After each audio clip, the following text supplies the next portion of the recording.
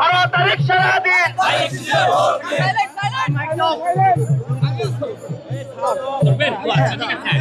আপা, আমরা দেখছি যে খুব উৎসব মুখর পরিবেশ আছে, কিন্তু আপনার এখানে একজন বিএনপি থেকে বিদ্রোহী প্রার্থীও আছেন, সেটা আপনি বাধা হিসেবে দেখছেন কিনা? এবং প্রচারণার যেহেতু মাঝামাঝি চলে গেছেন, এই মুহূর্তে জনগণের কতটা সাড়া পাচ্ছেন?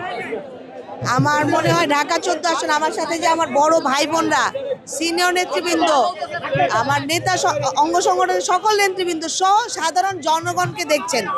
আমার মনে হয় না এর মধ্যে আমরা কোনো বাধার কিছু দেখতে পাচ্ছি। আর একজন ব্যক্তি চিন্তা থেকে যেটা করবে সেটার মধ্যে আসলে কতটুকু প্রভাব থাকে আমি জানি না, বাট ধানের শীষের প্রতি ভালোবাসা, বাংলাদেশ জাতীয়তাবাদী দলের প্রতি ভালোবাসা, এটা আসলে বাঁধ ভাঙা ভালোবাসা। এখানে আমার এর মাঝখানে কোনো কিছু নাই। এতদিন পরে যে ভোট দিতে পারতেছে, সেই উৎসাহ উদ্দীপনা দেখছেন কিনা? এবং আপনাকে ভীষণভাবে অভূতপূর্বভাবে দেখতে পাচ্ছি।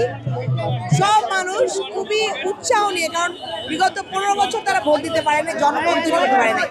আর মানুষ, আমার মনে হয় ধানের শীষের প্রতি যে ভালোবাসা, এই উৎসুক জনতার মধ্যে সেটা দেখা যাচ্ছে। এখন আমার মনে হচ্ছে প্রতীক আসলে একটাই, ধানের শীষ।